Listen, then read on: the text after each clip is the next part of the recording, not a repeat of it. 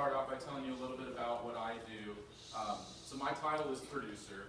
I'm not on the air. You'll never see me on camera unless something goes really, really wrong. So let's hope you never see me. Usually you'll see our studio, and I'll show you a couple pictures of that in just a second. But this is actually the KXAN newsroom right here. And so over here we have photographers where they'll edit their stories once they work with reporters that sit in this area. We have our web people that sit over here, and then our producers like me sit over here. And in this back room over here, this is our assignment desk. They track everything that's going on in the city. I'll talk about them more in a minute.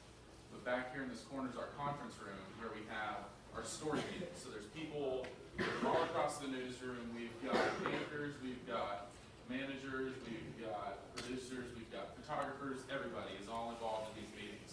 And we're discussing everything that goes on in Austin and all of Central Texas in a day. So if there's something going on here at your school, we're talking about that. If there's severe weather, we'll talk about that. The very first thing that happens in this meeting is we talk about the forecast. The meteorologist comes in, they break it down into about 30 seconds for us, because I usually wake up right before I have to go to work. So I'm always rushing, like I used to do to go to school. And so then we'll talk about that, and if it's a big story, then we'll cover the weather more that day. So this is my desk right here. I monitor my email all the time. I can look at any video we've shot in the last few weeks on my computer screen. So if we were to come to your school and cover some event going on, I watch all those interviews, and I'm the one that picks the sound bites. And so over here, this may not look like anything to anyone but a journalist, but this is a newscast right here. Every single line in this is a camera shot or a piece of video or a graphic, and the scripts are all over here. And so this is a reporter story. And even though we'll have 30 minutes for a newscast, every second counts, and so you'll see every story has 10 seconds, 2 seconds, 1 minute, 2 seconds, 25, 1 minute, 45 seconds. We're keeping track, and my job is to keep track of that as well. So if you want to know what's going on in the world, you usually go to something like CNN.com or maybe KXAN.com for here in Austin. But for me, when I'm at work, I use a different CNN website, an NBC website, that lets me watch all this video. And so the very first story is out of Houston on this page, and so I can use this in my newscast. It's got their whole script over here. And then I know you guys have been talking about weather and Hurricane Matthew and everything going on, so I can type in hurricane in this little search term. And I have all these different options for video looking at Hurricane Matthew. So this first one is a story just talking about how it could affect Florida. It's probably a video from Cuba, from Jamaica, from Haiti. And then I've got other video I can use from Cuba. A picture of it from the International Space Station, which is pretty cool because it's a huge storm.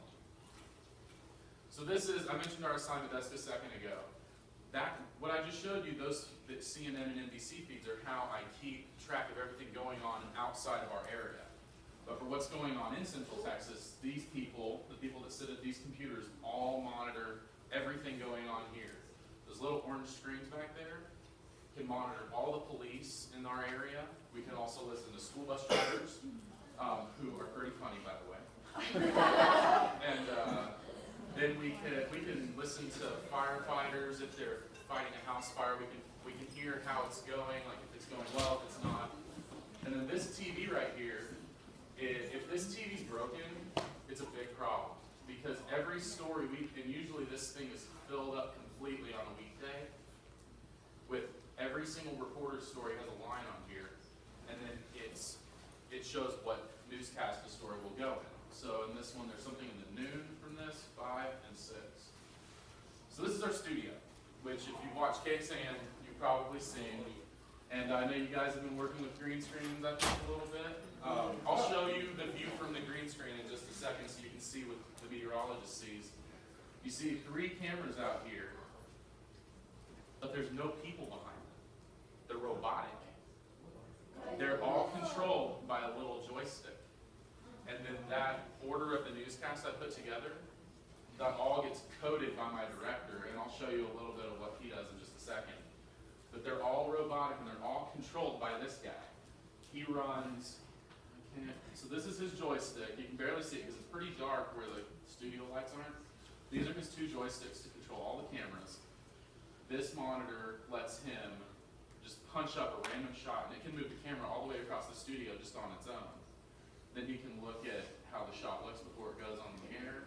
You can see the anchor back there at the set. And then that's the teleprompter itself. So this is our weather center.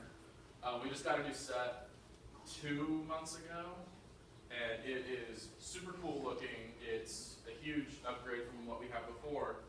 And you see, those TVs are 80 inches behind it. Super fun. Oh yeah, something I forgot to show you. You see that black square right there? It's an 8-foot tall TV. So during the Olympics, we would turn it on and watch the Olympics in there during a break, which is fun. Exactly. So this is the view from behind the Weather Center. When you see, if you watch Jim Spencer or any of our weather people, this is actually their office. All the other people, the anchors, the sports people, they all work in the newsroom or in a different office. But the weather people are in the Weather Center all the time. And so they've got all these different computers. These two have a lot of computer models on them. I'll show you some of that in just a second. We have some cameras we can control from this little panel, even though they're miles away. We've got radar under here, one of our radar systems, and then this is our traffic center, where we keep track of traffic in the morning. You know, you want to make sure you can get here, or your parents can get to work on time. And then you see they can just walk right over to the green screen, just right there. It's a really quick walk. So this is a closer look at their computers. You can see there's a keyboard for each of them all out there. It's just a lot of equipment that you usually don't see from the camera. So this is standing in front of the green screen. This is what the meteorologist sees. You guys know you don't have anything behind you. So they're just watching these little monitors right here on each side of the screen to let them know where their hand is and everything. And I've tried it. It's really hard. And I've been doing this for a few years. You always see them hold a little clicker in their hand like this. They actually have a pretty special one. And so that one goes to their next graphic, that kind of thing. And this button's really cool. So they, doing the weather, they don't have a script or anything like that. So they have to keep track of their time in their head. So I'll tell them, hey, you have 1 minute left, 30 seconds left. So if they instantly speed up, it's because they're running out of time, and they can go to their 7-day forecast just by pushing that button. They can punch up any live camera they have or anything with all these right here. And this is a look at what the meteorologist actually does. So this is, I took these on Sunday night because that's the last time I was at work. And these were the forecast highs for Monday. The meteorologist can go in, put all these numbers in. It can also be automated. This is the order of the graphics that they'll pull up. So for Sunday night, we'll probably do a school bus forecast. This is a little thing that would show the high today. This is, I think that's the Hurricane Matthew tracker. Yeah, and I think that one might be too. And then down here, you see just all these little icons. There's a ton of those. See all this? Every single one of these is a graphic they can use. And so they have some in here for Thanksgiving, Christmas, Easter, but you also have your normal ones. We call ourselves in-depth investigators, so there's in-depth graphics, there's all the highs and lows, all the colorful maps you see that usually make sense to all of us, but none of these descriptions, I don't know what any of those mean. I could probably click on them and find something useful. This is all of our live cameras that we can control. And so we've got one on top of the Austonian, tallest building downtown. You can get a shot of the state capitol, Circuit of the Americas, which is really cool. We've got one out on Lake Travis at the Oasis restaurant. And Texas is pretty big, right? So meteorologists across the state keep track of everything going on. There's only about a dozen different radar sites across the state scanning the skies for all the rain. And you can see this was 12:20 this morning, nothing going on. So one place our meteorologists look a lot is the Storm Prediction Center. It's a group of meteorologists with the National Weather Service that work just outside Oklahoma City, and they keep track of what's the risk of severe weather in the whole country and where is it. So you can see they have the day 1 outlook, day 2 outlook, day 3 outlook, day 4 through 8. And as you go farther out, it's harder to track, what the weather's going to be. More than 3 days out, it gets a little tougher than more than about a week out, which is why we only have a 7-day forecast at the end of the weather. It gets really tough after that. So this is the one-day outlook. From this morning, today, there is, you see this light green? That is, let's go down here to this legend. This is something you'll see on probably any TV station if they're talking about severe weather. So light green right here means that there's a risk for thunderstorms. Nothing bad. You go to this darker green, it's called marginal.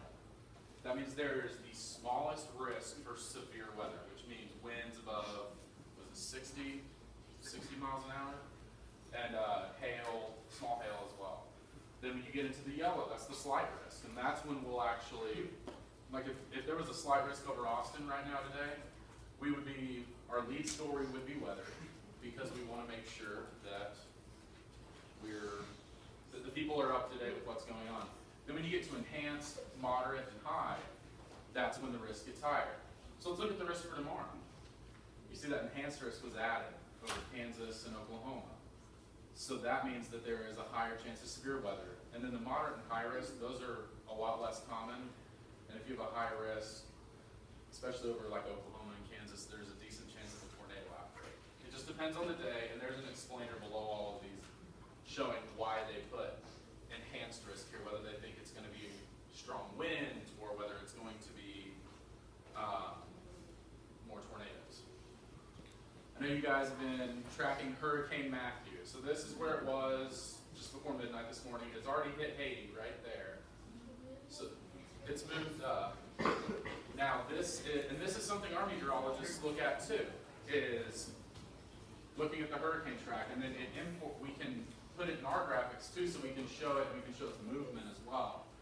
So you see right here, it's still supposed to be a major hurricane all the way until it hits, looks like it could hit Florida. Because there's that cone of uncertainty is what I think most meteorologists call it, that's what we call it. And so if it goes to the left side of this, Florida could get a direct hit from it in the next, that'd be 2 a.m. Friday, so a little bit before then. Something else our meteorologists do is they keep track of not only what the high temperature was and how much rain fell kind of a thing, because the National Weather Service keeps those numbers on record. But we also keep a narrative. Like, this is, I just realized this is before you all were born, but May 27th, 1997, the worst tornado that's ever hit Central Texas hit Gerald, a little bit north of Georgetown. And it was a horrible tornado. It destroyed neighborhoods, wiped homes away.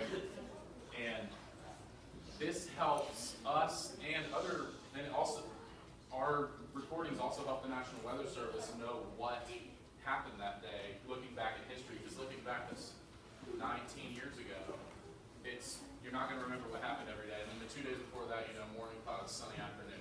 That's what most days end up being, something very short. The long ones like this, you don't necessarily remember the details. We'll fast forward to this past year, Memorial Day. There was a lot of flooding. You guys might remember that. And so catastrophic flooding, tornado touchdown, et cetera, et cetera, et cetera, happened for several days. Then this past fall, there was, the day before Halloween, there was another round of big flooding. Oh yeah, I remember. And so this one and so this one caused a lot of problems in the airport, specifically. It flooded the control tower. So I want to show you a little bit of video here. Mr. Robbie,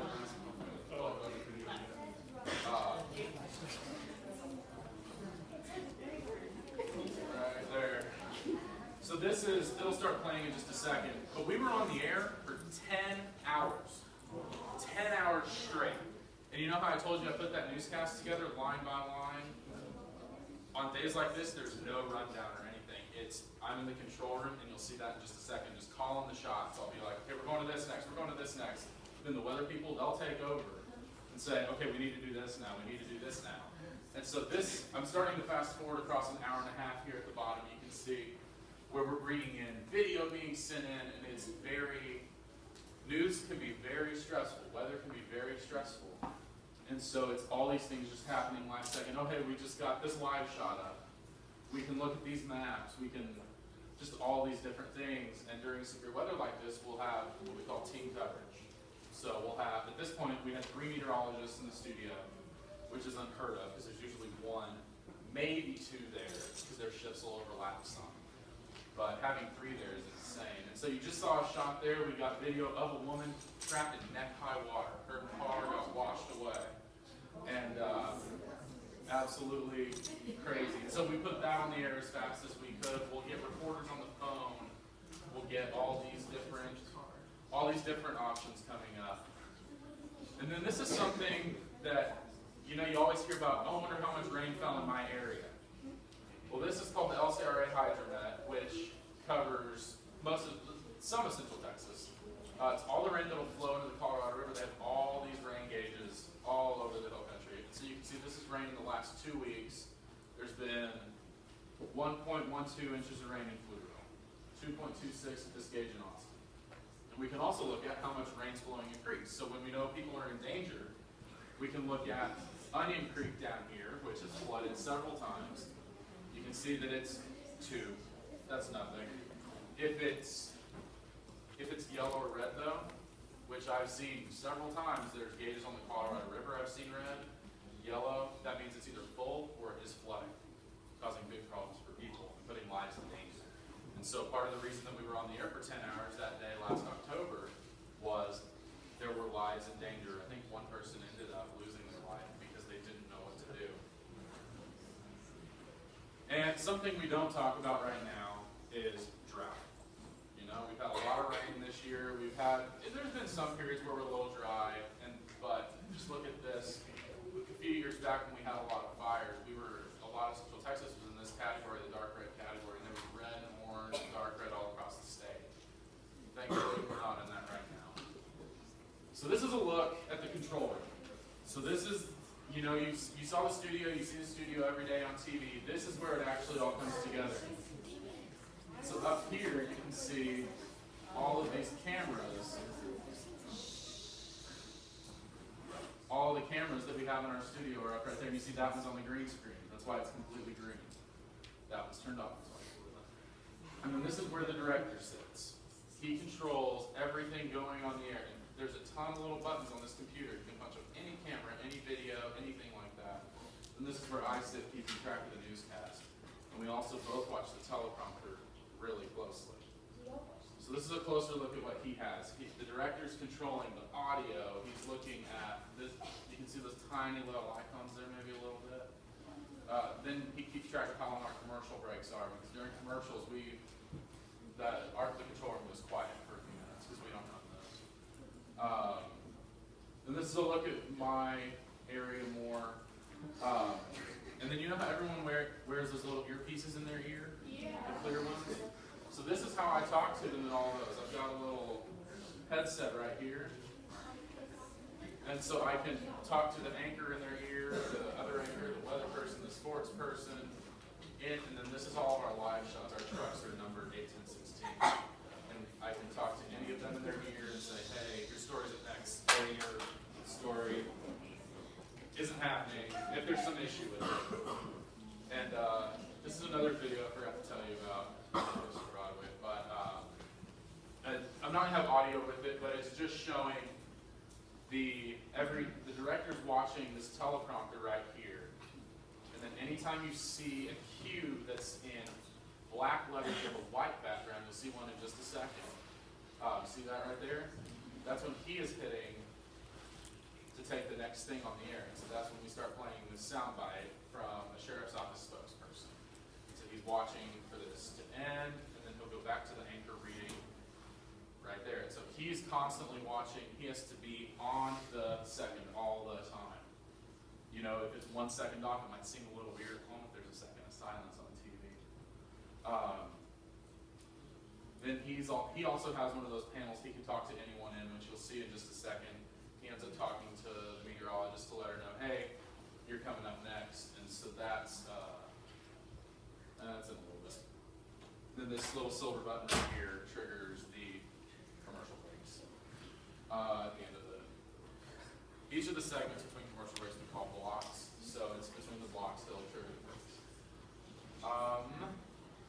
That Do you guys have any questions or anything? Yes.